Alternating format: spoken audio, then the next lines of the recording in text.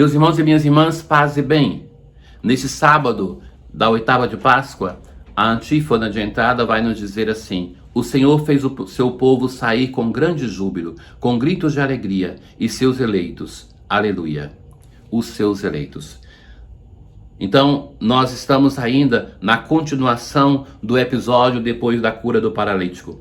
Naquele dia, o chefe dos sacerdotes, os anciãos, os escribas, ficaram admirados ao ver a segurança com que Pedro e João falavam, pois eram pessoas simples. Está se realizando a promessa do Senhor que dizia aos seus discípulos antes da sua paixão, morte e ressurreição, que vocês serão perseguidos. Naquela ocasião, não fique preocupado em preparar o discurso. Eu vos darei sabedoria, eloquência, para que vocês possam se defender. No entanto, viam de pé junto a eles o homem que tinha sido curado e não podia dizer nada contrário. Ou seja, a prova do milagre estava ali. O paralítico não abandonava mais Pedro e João, estava ali com eles. Então diziam entre si: o que vamos fazer com estes homens? Eles realizaram um milagre claríssimo, e o fato tornou-se de tal modo conhecido por todos os habitantes de Jerusalém que não podemos negá-lo. Os habitantes de Jerusalém não estavam mais tão assim facilmente convencíveis de que podiam levar alguém à morte.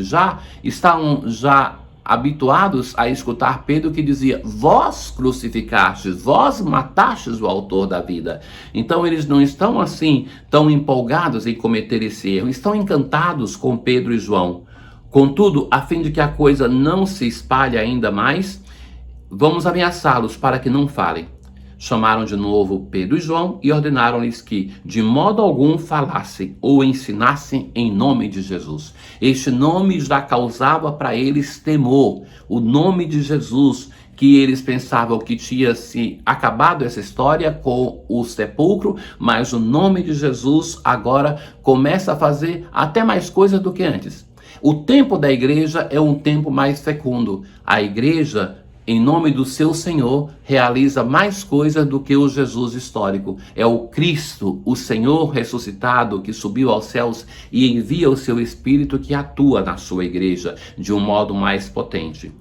Pedro e João respondeu: julgai vós mesmos se é justo diante de Deus que obedeçamos a vós e não a Deus. Então, eles jogam por terra o respeito humano. Não é justo diante de Deus obedecer a vós e não obedecê-lo. Quanto a nós, não podemos calar sobre o que vimos e ouvimos. Veja aqui, fundamentação para a missão. Nós não podemos calar. Aquilo que nós vimos e ouvimos, nós proclamamos. A fé nossa, o anúncio nosso para os outros, o nosso trabalho de apostolado deve nascer de uma experiência pessoal. Aquilo que nós vimos e ouvimos. Não somente aquilo que nos informaram, que nós ouvimos, mas aquilo que nós vimos e ouvimos. Nós devemos, com os nossos sentidos, por assim dizer, tocar o mistério de Deus, para que, imbuído desse mistério, nós possamos proclamar. Então, insistindo em suas ameaças, deixaram Pedro e João em liberdade, pois todos glorificavam a Deus pelo que haviam ouvido. Então, esta situação toda que nasce ali daquele fortuito encontro com o paralítico e que vai gerar essas páginas e essas situações seguintes que vão mostrar a vivacidade do Espírito de Deus que atua no tempo da igreja de um modo determinante e que, como o Senhor Jesus tinha prometido que iria acompanhar os seus apóstolos na missão e ia confirmar com sinais aquilo que eles iriam anunciar, é isso que está acontecendo na igreja primitiva. Nós continuamos a rezar com o Salmo 117. Dai graças ao Senhor porque Ele é bom.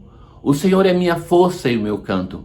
A mão direita do Senhor fez maravilhas. A mão direita do Senhor me levantou. Esse salmo para Israel falava das maravilhas que Deus operou na sua Páscoa. E nós lemos pensando nas maravilhas que Deus operou na nossa Páscoa, em seu Filho Jesus, naquilo que está acontecendo com a igreja, que nos narra o tempo da igreja, o autor do Evangelho também de Lucas, e que vai mostrando que aquilo que Deus realizou na Páscoa de Israel é muito menor do que aquilo que Ele está realizando na nossa Páscoa, na Páscoa do seu Cristo.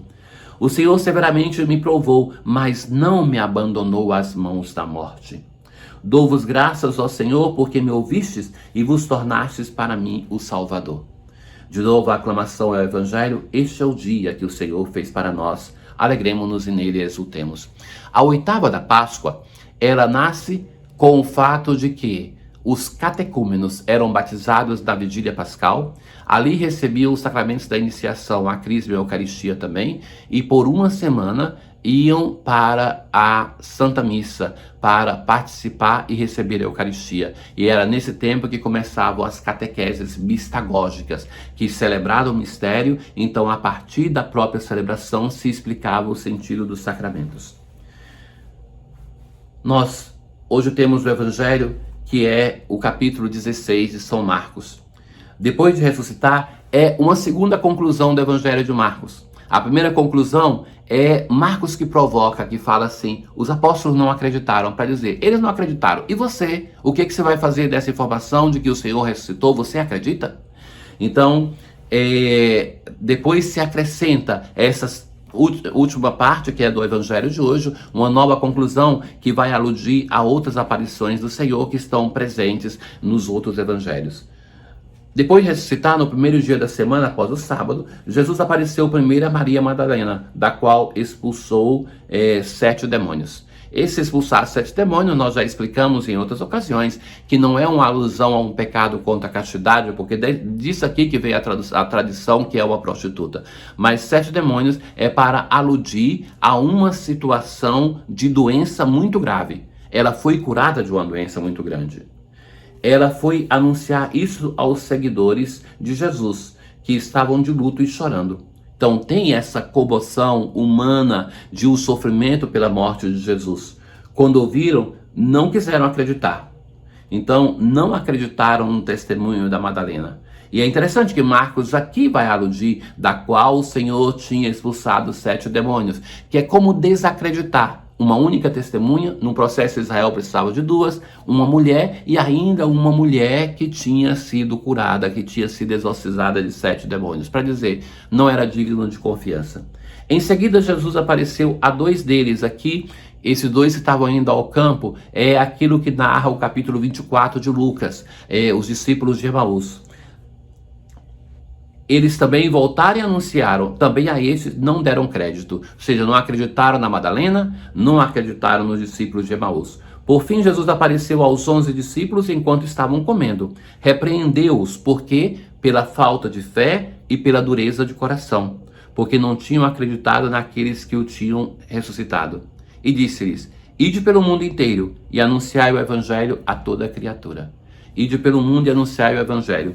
O modo como é estruturado o texto, parece que o evangelista vai chegar a uma outra conclusão, porque vai mostrar a Madalena, no primeiro dia da semana, teve uma visão e eles não acreditaram. Depois os discípulos de Emaús, também eles não acreditaram. Então o próprio Senhor aparece para eles, para os 11, e vai reprovar a falta de fé e a dureza de coração. Então parece sim que com isso tem um rompimento total da comunidade. Mas o que o Senhor vai dizer? Ide pelo mundo inteiro e anunciai o Evangelho a toda criatura. Veja que nesse mandato do Senhor tem um respiro não só para Israel, não só para todas as nações, mas para todas as criaturas. Aquilo que o apóstolo vai dizer, que a criação inteira geme e sofre esperando a redenção, ou seja, que toda a obra da criação deve participar da redenção. É aquilo que intui também São Francisco quando chama toda a criação para louvar, para se unir a ele, ou então ele deixa que a própria criação louve sozinha, porque ela também pode louvar. No Cântico das Criaturas, no início, São Francisco vai dizer assim: Altíssimo, omnipotente e bom Senhor, teu sou o louvor, a glória, a honra e toda bênção. Só a ti, Altíssimo, são devidos, e homem algum é digno de te mencionar. E por isso, já que o homem não é digno de te mencionar, ele começa a chamar as diversas criaturas para que elas participem do louvor de Deus. A oração de hoje, nós assim rezamos: ó Deus, que pela riqueza da vossa graça, multiplicais os povos que creem em vós. E isto é, o cristianismo não é somente para Israel, mas para todos os povos. Completai solícito aqueles que escolheste e dai aos que renasceram pelo batismo a veste da imortalidade. Tenham todos um bom dia. O Senhor esteja convosco, Ele está no meio de nós. Abençoe-vos o Deus Todo-Poderoso, o Pai, o Filho e o Espírito Santo. Paz.